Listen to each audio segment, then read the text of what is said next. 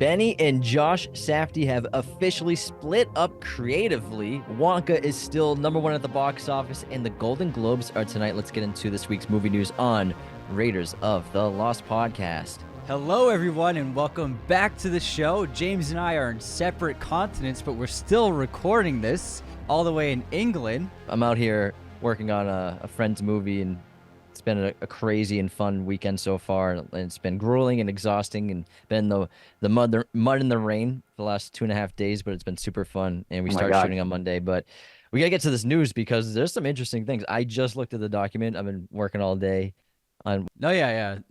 There's not putting all the facts together, Anthony. It's so sweet of you. We love facts here. Now, let's start off with the box office. So Wonka, yet again, for its 5th week, is on top of the box office at #1 with 15 million. It's closing in on $200 million domestically with 165 right now, and it just crossed $400 million globally and is about to surpass Dune's box office. I knew it was going to be a hit. I knew it, man. Better than Dune. Although Dune came out in a weird time. Post-COVID, it was a tough time. Tough times for Dune. I was not expecting this from Wonka, so it's just still at #1. It came out at the perfect time. They chose the right date for this movie. And then in second place, the new Blumhouse horror film, Night Swim, came out on second in its debut weekend with $12.5 million. This is from the same filmmakers behind and producers behind Megan and Five Nights at Freddy's, so it's a PG-13 horror movie.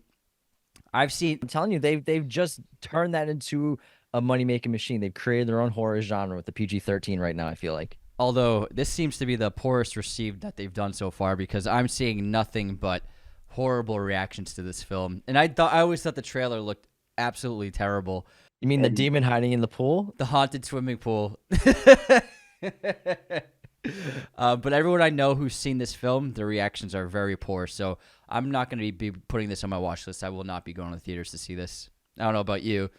Definitely not. Next up, we have a more family-friendly movie, Migration, in third place with $11 million. It's closing in on a lucrative $100 million. Probably in 2 weeks, it'll hit 100. And then this one's got legs. Yeah, it's got it. Aquaman 2 came in fourth place, and its third full weekend with a $10 million weekend, and it's only at $99 million domestically right now. That's so bad. So they're probably going to hit about 120, 130 domestically for the total box office run of this film, because its fins have slowed down. That's going to be one of the worst comic book box offices in recent memory, right? It's worse than The Flash, yeah, and I didn't think you could get worse than The Flash, honestly. Worse than the Marvels was worse than The Flash. Oh yeah, The Marvels was worse than The Flash, yeah. The downward trend is it's very real. It's very real.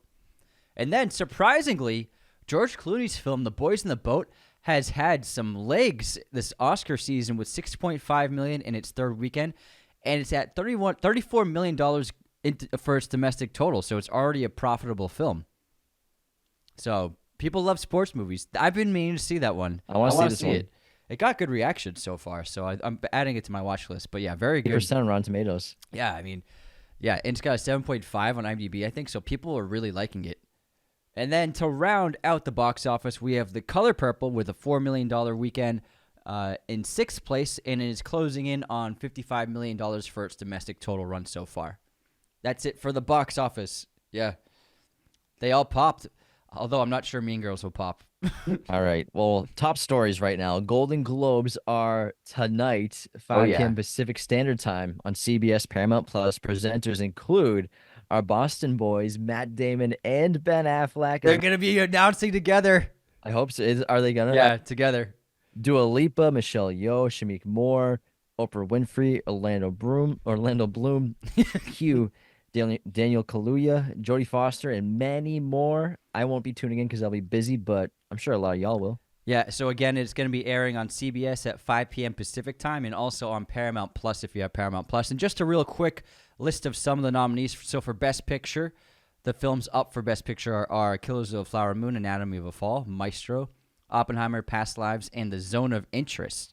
And then for Best Actor, we got Cillian Murphy, obviously, Andrew Scott, Barry Keoghan, Bradley Cooper, DiCaprio, Coleman Domingo, Best Actress, Lily Gladstone, Sandra Hüller, Greta Lee, Carey Mulligan, Annette Bening, Kaylee Spaney. I made a list of some of my selections for predictions for the award ceremony. And then Best Director, I mean, I don't even think there's even a point in listing off who it is because it's going to be Chris Nolan taking home the trophy, honestly. So I can't wait to see him finally pick up this long-awaited trophy. Other nominees are Bradley Cooper, Celine Song, Greta Gerwig, Yorgos Lanthimos, and Marty Scorsese. So I can't wait to see the Golden Globes and see our guy finally walk away with some gold in hand. Don't jinx it, Anthony. Do not jinx it, okay? Okay. Yeah. What is this Warner Brothers ReadyVerse? So the OASIS is happening. So Warner Brothers Connected to Metaverse? Not really. It's its own metaverse. So it's not has nothing to do with Zuckerberg and Meta. So Warner Brothers and the company ReadyVerse Studios, which is co-founded by Ready Player One author Ernest Cline and producer Dan Farah, and Warner Brothers owns the rights to the novel. That's why they made the film. So their company is partnering with Warner Brothers Discovery to bring a version of the OASIS to the metaverse in 2024. And so there's very few details out right now, but they're basically describing this as a multi-world, multi-IP, interoperable, open metaverse experience. So you'll be able to enjoy your favorite movies, television shows, games, what have you, through this new OASIS kind of place that they're calling the ReadyVerse. Interesting, scary, but also It's bound to happen. with the new technology. And obviously, this is setting up for when people are going to be using headsets and VR headsets in every living room. It's going to probably be a reality in the next 5 to 10 years. And it's pretty interesting. It's the evolution of entertainment in a way. The author of Ready Player One, who creates this dystopian world with technology, is sort of a refuge from it all, and now he's being a part of that refuge. He's like forcing it on us after creating it. He saw all the zeros, the potential with all those zeros. But I mean, this is inevitable. I feel like this is going to be the next adaptation, evolution of technology in terms of, we're using apps to watch movies and TV shows, or we're playing games on consoles. This is the next evolution where it's completely digitized, where we're not using a television to watch anything or a game console to play a game. We're actually going to be in a verse, in digital media, actually interacting with it that way. It seems to make sense for the way things are. It's pretty wild. Advancement of technology. Now, this is the funniest story of the week from Christopher Nolan. So Christopher Nolan's just obviously been doing press. He's doing the Oscar season tour. And he brought up an anecdote. So apparently Christopher Nolan does Peloton, and he does Peloton classes. You can just like download it. You can go into a live class, and it'll be like a fitness instructor, and you can do that fitness class from anywhere in the world. So Chris Nolan does that for his workouts, and he said that when he was in a class, the instructor started bashing Tenet. And so started bashing it. She started bashing Tenet. So here's what happened. Someone found the clip from the Peloton class and put it online. So it's online now. So this is what she said. Like, this is during class, and she goes, I quote, "This song is from a soundtrack called a movie called Tenet. Anybody see this shit? Did anybody see this besides me?" Now, mind you, Chris Nolan's doing the class right now in his home, and she kept saying, "Because I need a manual. Someone's got to explain this to me." Yeah, I'm not kidding. What the fuck was going on in that movie? Do you understand anything? Seriously, you need to be a neuroscientist to understand this, and that's 2.5 hours of my life that I want back. And then, so Chris Nolan just shared this as a fun anecdote, and it's just been spread online. And then she's the actual instructor. Her last name's Sherman. She actually spoke out on Instagram, made an Instagram video to like clear the air, because like she just got bashed online, obviously. Unfortunately, for him, he was just telling a funny story. I'm sure he didn't understand the repercussions of like people attacking her online. So she made a really great video saying, "I'm up on the platform teaching my little class, and I'm mouthing off like that. That's just kind of what I do." It was a random comment, and I had seen the movie the night before. I had no idea that the actual director of this movie would be in that class online.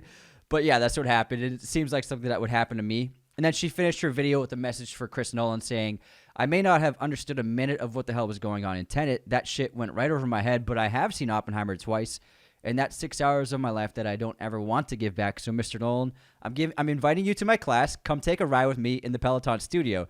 You can critique my class. We'll have a great time. You'll sit in the front row, and I promise you it'll be insult-free." So it was a fun little response. Ridiculous Just story. the idea of Nolan on a Peloton is just Yeah. You gotta watch the video after this. It's really funny. She just started shitting on it. It's so funny. all right. There is some drama now. What is Yes. this? Benny and Josh Safdie have officially split up creatively. I know we've been wondering why they're not working Yes. together, We talked about it last week. Yeah.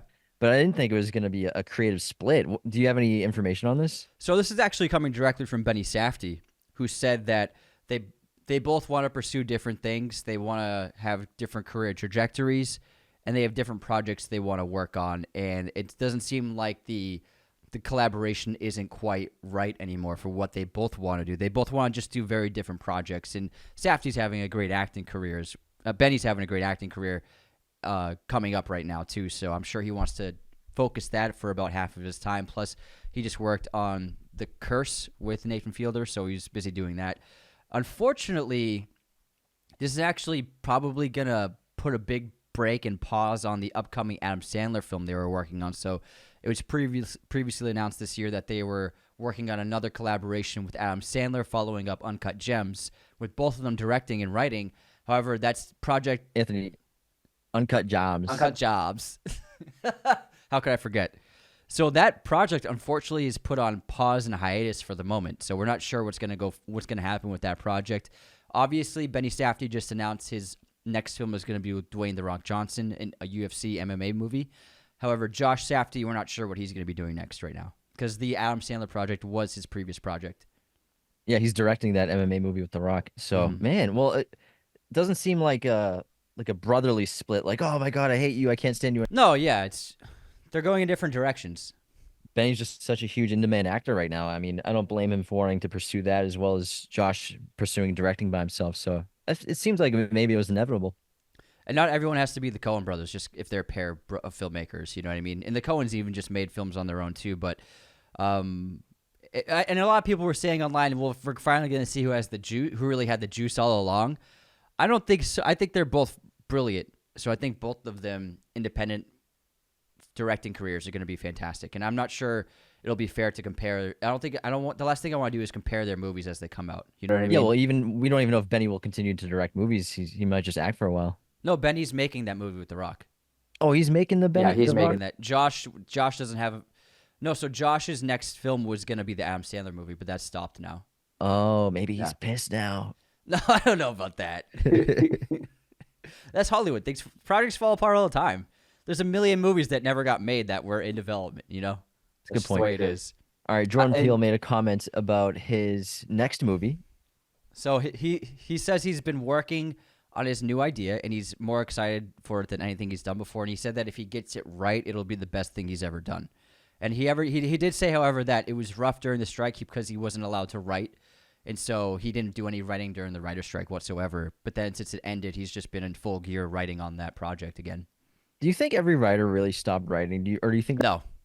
No way. I mean, independently, I'm sure I think maybe this is what everyone says. you have to say the right things. I just think there were jokes. People were like basically having business meetings in the strike areas. Like they're like talking about collaborating while holding the picket signs, from what I heard. So I think that's just for the media and for the news, you got to say the right thing. But I think it's ridiculous to think that a writer didn't at least write a couple of things down for 8 months straight. You know, it's also like they can't stop you from thinking about things. You know, Come police your notebooks. yeah, exactly. Can't write a grocery list down. Like, what's going on? Yeah, for real. So I think that definitely writers were doing some stuff. Obviously, I guess that's against the rule for them at the moment, but I don't think that's that big a deal that anyone did independent writing just in their free time on their own at home. All right, we got 3 new trailers, right? So we got the first full-length trailer for the first Omen, or Omen Origins. So last month, I think it's Warner Brothers, they released a little teaser of the nun inside of the church, and that was it. This is another teaser. Doesn't really give us much for the story. It's just a bunch of footage and basically a montage of cool-looking shots. What is interesting, though, is it's all in reverse. All the footage is in reverse. So I wonder if that'll have something to do with the actual film, the idea of time and the time displacement. That being said, they didn't really reveal anything about the film whatsoever. So it was kind of, I would say, kind of a underwhelming trailer. Didn't, because you would do the teaser trailer to basically announce the film, but then like a decent trailer after that to get people up to speed. But this trailer didn't really do much for me in terms of understanding what this movie even is. And yet another movie that is spicy hot filming in Italy because it is country on fire right now for filmmaking. 2 years in a row, they are keeping it going with the First Omen.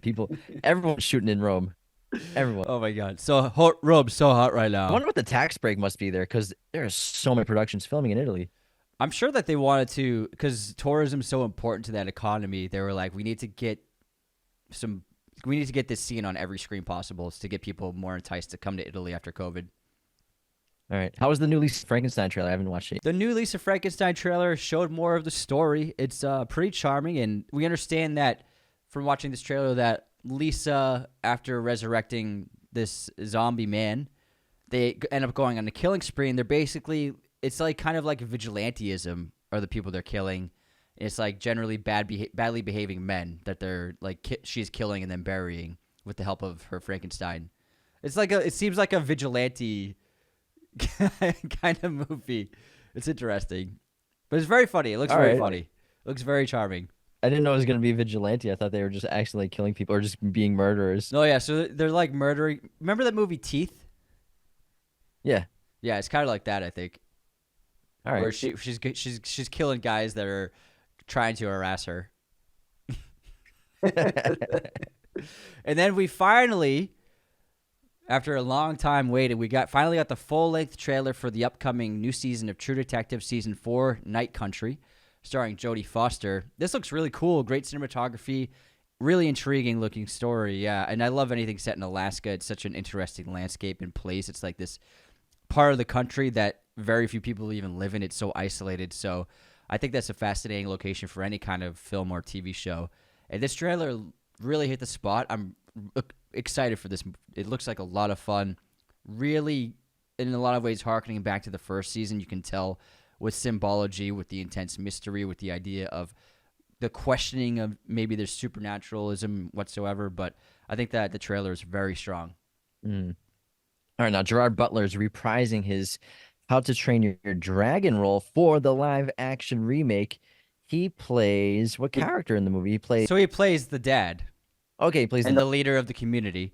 And I think it's so smart to just have him play the guy again because he's actually better aged for it now than when he was doing the voice acting for the character. That's a good point. And it's like, it's Gerard Butler. Who are you gonna cast to replace that role? And I mean, and the film is actually being directed by the actual director of the animated film as well, Dean DeBois. So it's like a return. Like it's like they're all coming back together again in a lot of ways. And the lead actor Mason Thames from The Black Phone is going to be leading the project as the lead. But I think it's a great choice to have Gerard Butler play the role again because he's perfect, and I mean he's the right age for it. And it's fucking Gerard Butler. Like the more Gerard, the better. By the way, Janice loves Gerard Butler. Yeah, she does. She loves him. The accent and the beard. That's her man crush. Yeah.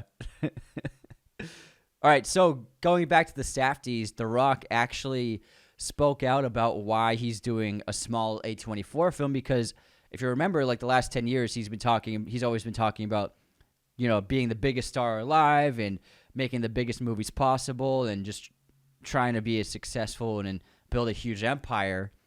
And it seems like he's changing his perspective on what he's doing. And so he said in this interview, Benny wants to create and continues to push the envelope when it comes to stories that are raw and real, characters that are authentic and at times uncomfortable and arresting. And I'm at a point in my career where I want to push myself in ways that I've not pushed myself in the past. I'm at a point in my career where I want to make films that matter, that explore humanity, and explore struggle and pain. I want to be clear that this is not me abandoning big four-quadrant movies. Four-quadrant movies are basically movies that can touch all kinds of people, be as successful as possible. And he said, I love making those, and there's tremendous value and importance to me in those, but there's a time and place for them. And I'm at this point in my career where I want more. And I don't mean I want more box office. I mean I want more humanity. And that is why Benny Safdie is the perfect collaborative, hungry partner for me at the moment. I respect that. Dwayne's made a lot of money He's made a lot of movies that, weren't the most creative and just sold a lot of tickets, and he built a fortune, and he can fly private the rest of his life. So why not do some great, more creative projects? I really like this idea. I think he's got a lot of potential. You spent a fortune. All right, let's move on to Wolfman news from Blumhouse Universal. Julia Garner, the Golden Globe winner from last year, is set to star opposite Christopher Abbott in Wolfman from Blumhouse, distributed by Universal Pictures. The werewolf thriller that is being directed by the Invisible Man filmmaker Lee Wannell. Garner will play a mother whose family is being terrorized by a lethal predator. Abbott is playing the father. He's definitely playing the Wolfman too. Great casting. They spoiled it. I know. Yeah, right there, they ruined it. Sorry, guys. We were just reading the synopsis. The trailer will spoil it, though. Julia Garner is a great pick. She's always been such a big TV actor the last 5 years, so I'm really, really interested in seeing her in a major film. She was in The Assistant, but seeing her on a massive film, I think this is a really great choice. She's super talented. And I feel like she fits the period piece. She has like the kind of look that feels like it's a period setting, and it makes sense. Some actors just they have that look where they can be in any century in a way. She looks like someone who hasn't seen a smartphone. Yes. Put her in any time period. She doesn't have smartphone face. Yes. Yeah. Selfie face. All right, next up we have some more. It seems like every week we have news from Francis Ford Coppola about Megalopolis. So this time, Francis Ford Coppola announced that the film will actually be releasing sometime in the next few months. He hasn't picked a specific date yet, and the studio distributing the film has not selected a date yet, but he said in the next few months. So I expect it in the spring, maybe April. The ball's on Coppola to not even give a date, no trailer yet. Yeah. I think no one knows anything about this movie, and he's like, yeah, it'll come out in a couple of months, whatever. It comes out when I say it comes out. It'll come out when it comes out. We'll see. I am so curious about this film. I think this is the most intriguing movie of 2024.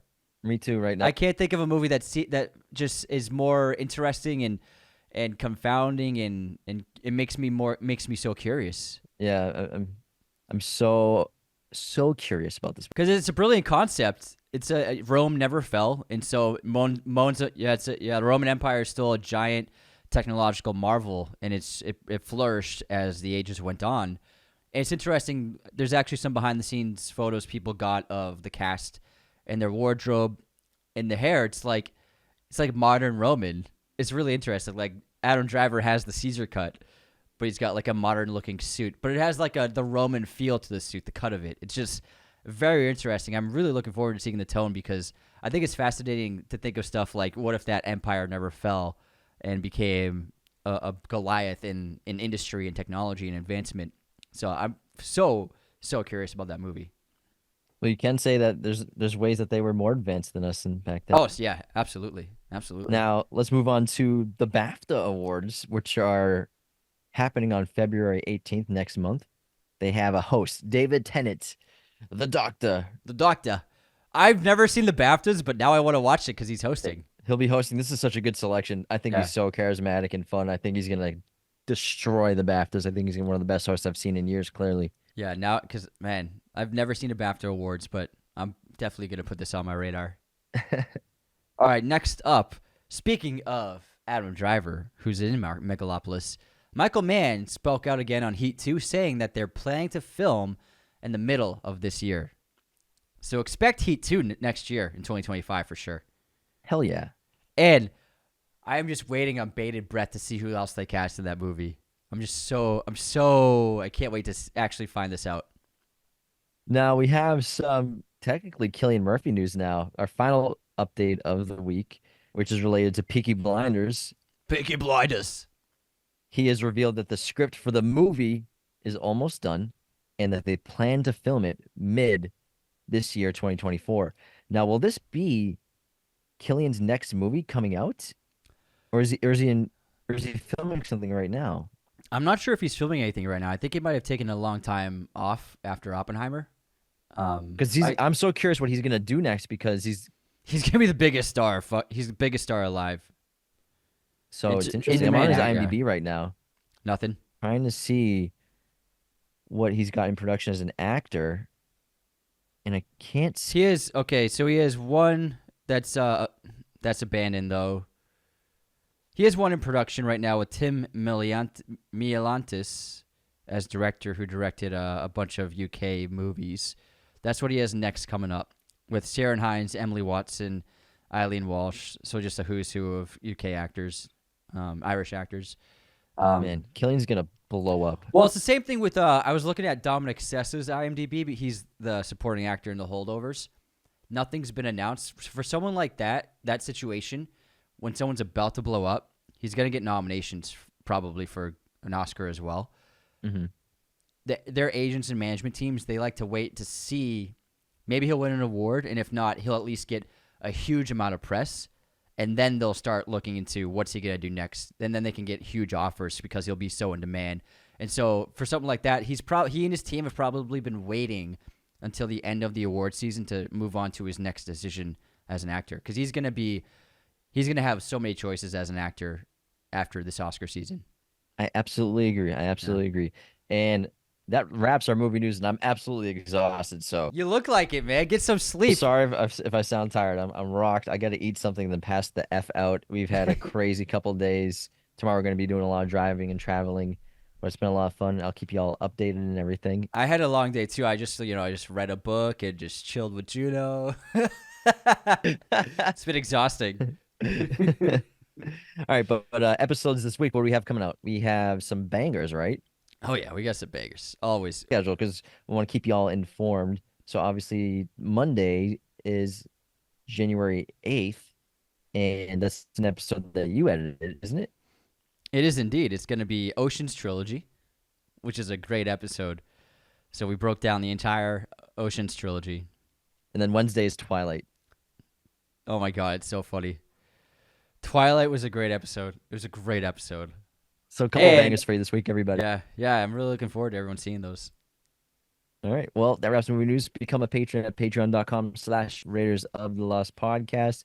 Leave those 5-star reviews. Subscribe on YouTube. Like, share with everybody. Word of mouth is the best way for our show to grow. Thank you so much for tuning in and dealing with my exhausted sounding voice. Anthony, he's holding down the fort in Los Angeles while I'm in the UK. Take care, everybody. See you next time. Thank you for watching Raiders of the Lost Podcast. Be sure to hit that subscribe button, hit the like button as well, notifications for sure. Listen to the show on Apple Podcasts, Spotify, everywhere you can listen to podcasts, and be sure to check out this other content we have on our YouTube channel.